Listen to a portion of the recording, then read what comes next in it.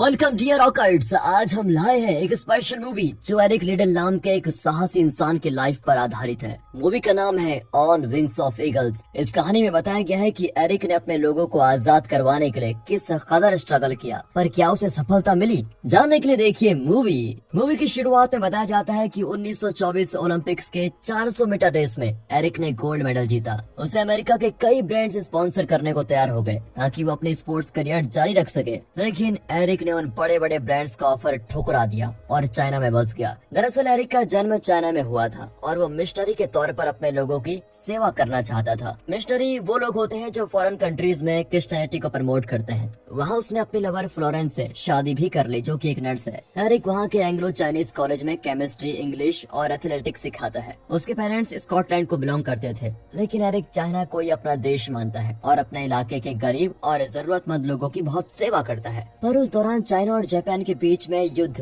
पूरे देश को तहस नहस करने लगा। आम लोगों को कई मुसीबतों का सामना करना पड़ा। अब एक दिन वो क्लास की खिड़की से देखता है कि उसका एक स्टूडेंट भागकर आ रहा है क्योंकि वो स्कूल के लिए लेट हो गया। उसके हाथ में फलों से भरा बास्केट होता है, लेकिन आसमान में अचानक कई सारे प्लेन्स नजर आते हैं और स्कूल पर बॉम्ब गिरा देते हैं। ये जुल्म एरिक से देखा नहीं जाता। जापान के आक्रमण से चाइना में रहना अब खतरे से खाली नहीं है, इसलिए ब्रिटिश सरकार यहाँ के ब्रिटिशर्स को जल्दी से जल्दी देश छोड़ने का सुझाव देती है। एरिक की पत्नी फ्लोरेंस जो कि प्रेग्नेंट है, वो अपने 2 बेटियों के साथ कनाडा के लिए निकल जाती है, लेकिन एरिक उनके साथ नहीं जाता। वो जियाओजेंग नाम के एक जगह पर एक रूरल मिशन स्टेशन पर जाता है और गरीबों की सेवा करना चाहता है। जाने से पहले फ्लोरेंस एरिक के असिस्टेंट और दोस्त जू से कहती है, तुम एरिक का ख्याल रखना। जू कहता है कि मैं हर हाल में एरिक को प्रोटेक्ट करूंगा। अब इस तसल्ली के साथ फ्लोरेंस अपनी दोनों बेटियों के साथ शिप में निकल जाती है। जब एरिक और जू घर लौटते हैं तो जापानीज इंपीरियल आर्मी ने उनका घर लूट लिया होता है और उसके घर पर कब्जा भी कर लिया। इतने बदतर हालात में भी एरिक हिम्मत नहीं हारता,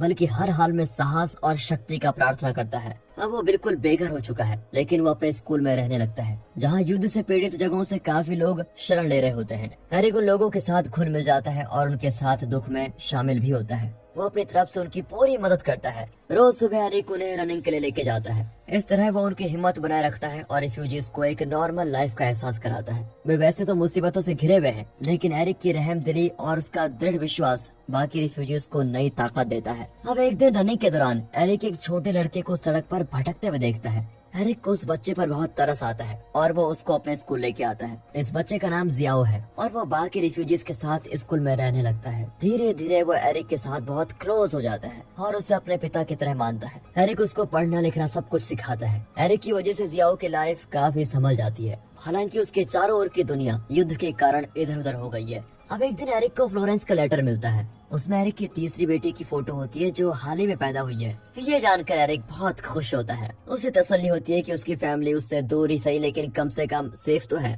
शाम को बाकी रिफ्यूजीज के साथ इस खुशखबरी को सेलिब्रेट करता है। दोनों रिफ्यूजीज भी उसके लिए बड़े खुश होते हैं। एरिक और जू अपने घर परिवार की बातें शेयर भी करते हैं। एरिक कहता है कि उसका भाई पास के जियाओजुआंग सिटी हॉस्पिटल में है। उन लोगों को मेडिकल सप्लाईज की सख्त जरूरत है क्योंकि युद्ध में घायल हुए लोगों को वहाँ एडमिट किया गया है। बिना मेडिसिन के कई लोग मर रहे हैं, मैं उनकी मदद करना चाहता हूँ। ये कहकर एरिक अपनी कीमती वॉच उतार कर देता है। उसके पास इसके अलावा कुछ भी नहीं बचा होता। कई दिन की प्लानिंग के बाद एरिक, जू और कुछ रिफ्यूजीज पास के एक हॉस्पिटल से जरूरत की सारी मेडिसिन खरीद लेते हैं, क्योंकि दिन के वक्त जापानीज सोल्जर्स उन्हें ये सब नहीं करने देते, इसलिए वे रात को अपना काम करने लगते हैं। अब अगले दिन में ट्रक में मेडिसिन लेकर जियाओजुआंग हॉस्पिटल की ओर निकल पड़ते हैं। रास्ते में बॉर्डर कंट्रोल चेक पॉइंट पर जापानीज सोल्जर्स उनको रोक भी देते हैं और कहते हैं कि यहाँ क्या कर रहे हो। एरिक उनको एक पुराना न्यूज़पेपर दिखाता है जिसके फ्रंट पेज पर एरिक की वो फोटो होती है जब उसने ओलंपिक का 400 मीटर का रेस जीता था। अरे इस फोटो को देखकर हम क्या करें, वो तो ठीक है, लेकिन तुम चाइना में क्या कर रहे हो। जब एरिक खुद को स्कूल टीचर बताता है तो वे उनके ट्रक को जाने देते हैं।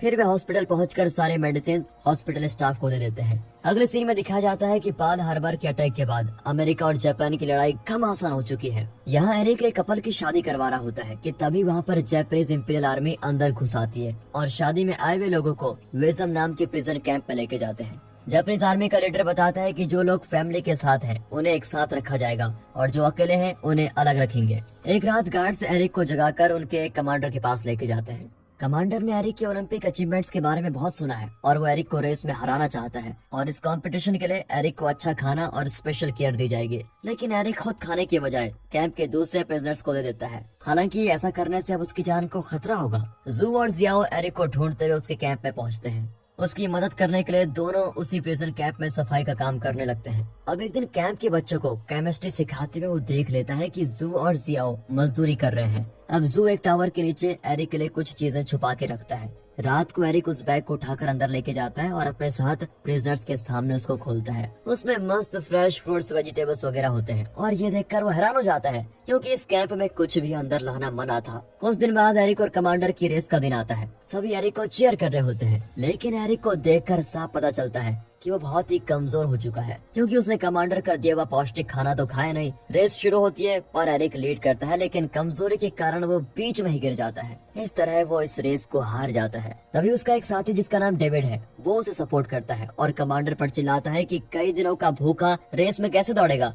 उसे खाना दो। अब कमांडर और गार्ड्स कंफ्यूज होते हैं कि हमने इसको इतना सारा खाना दिया, फिर ये भूखा क्यों है। और जब पता चलता है कि उसने सारा खाना दूसरों में बांट दिया था तो कमांडर गुस्से में उसको पीटने लगता है। डेविड को भी खूब मार पड़ती है। फिर दोनों को एक अंडरग्राउंड होल में रखा जाता है। यही उनका पनिशमेंट होता है। अब रात को जू दबे पैर कैंप के अंदर घुसकर एरिक को खाना और पानी देता है, लेकिन पास के होल में डेविड भी भूखा होता है। उसको छोड़कर एरिक कैसे खा सकता था। वो डेविड को भी खाना देता है।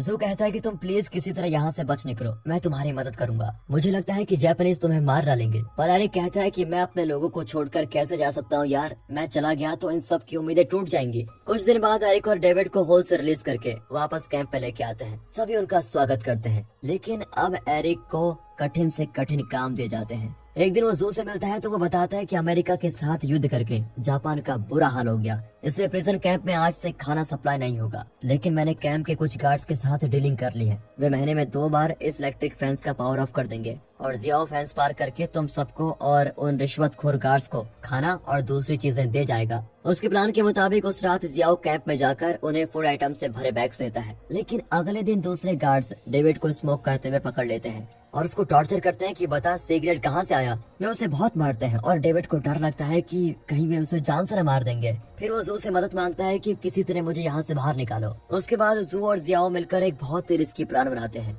प्लान के मुताबिक डेविड प्रिजन के ह्यूमन वेस्ट कंटेनर में बैठकर कैंप से बच निकलता है। गार्ड्स परेशान होते हैं कि डेविड यहाँ से कैसे बच गया।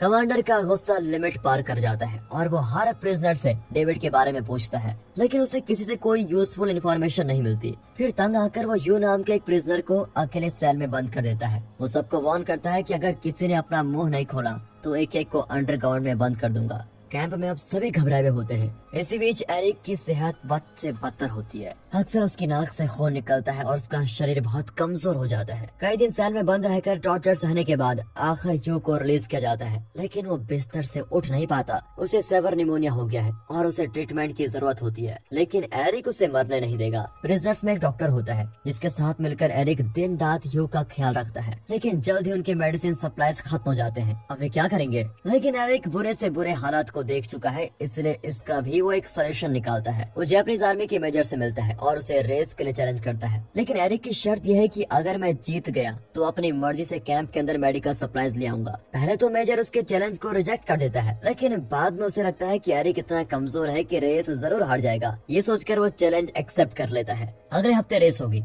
अब एरिक अपने कमजोर शरीर को ट्रेन करता है, हालांकि उसमें इतनी ताकत बची नहीं होती है। उसके साथी उसको वार्न करते हैं कि ये रेस तुम्हारी मौत भी हो सकती है और मेजर भी यही चाहता है कि तुम मर जाओ। लेकिन एरिक का आत्मविश्वास कम नहीं होता। रेस के दिन प्रिजनर्स को बाहर अलाउ नहीं किया जाता। वे अंदर से ही एरिक की जीत के लिए प्रार्थना करते हैं। अब रेस शुरू होती है। सभी चुपचाप रिजल्ट का इंतजार कर रहे होते हैं। एरिक पहले धीरे दौड़ता है, लेकिन फिर स्पीड पिकअप करके मेजर से आगे भाग जाता है। आखिर में जब वो मेजर से पहले फिनिशिंग लाइन क्रॉस करता है तो सभी एकदम चौंक जाते हैं कि एरिक की कमजोर शरीर में इतना स्टेमिना कहां से आया। और इस ऐतिहासिक जीत के बाद उसी रात जियाओ को कैंप में अलाउ किया जाता है। वो ढेर सारे मेडिसिन और जरूरत की चीजें लेके आ जाता है। प्रिजनर्स की खुशी का कोई ठिकाना ही नहीं होता, लेकिन उनकी खुशी ज्यादा देर तक टिकती नहीं। दरअसल एक कमांडर पावर सप्लाई रूम में आकर गार्ड्स को ऑर्डर देता है कि सब बाहर जाओ। गार्ड्स तुरंत समझ जाते हैं कि जब जियाओ फेंस पर चढ़ेगा तो कमांडर पावर ऑन कर देगा। गार्ड्स नहीं चाहते कि एक मासूम बच्चे की जान जाए। वे तुरंत बाहर जाकर एरिक को वार्न कर देते हैं। अब एरिक और बाकी प्रिजनर्स इलेक्ट्रिक फैंस की ओर भागते हैं और जियाओ को आवाज देते हैं कि बेटा फैन से कूद जाओ।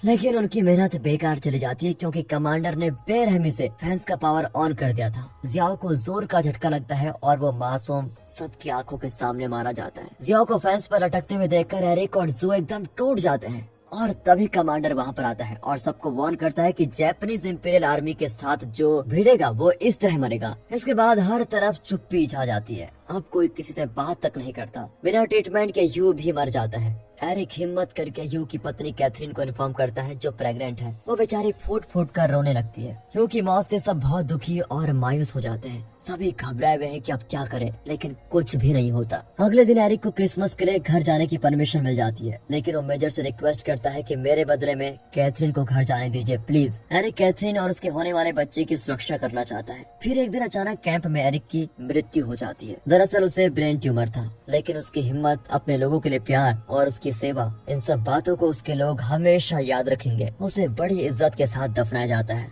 उसके सभी साथी उसे श्रद्धांजलि देते हैं। उसकी कब्र पर आकर जू बहुत ज्यादा रोता है। एरिक की मृत्यु के 5 महीने बाद प्रिजनर्स को तसल्ली देने वाली एक खबर मिलती है कि युद्ध में जापान सरेंडर हो चुका है। इसी वजह से प्रिजन कैंप के सभी प्रिजनर्स को आजाद कर दिया जाता है। और दोस्तों, इसी के साथ ये मूवी यहाँ पर खत्म होती है।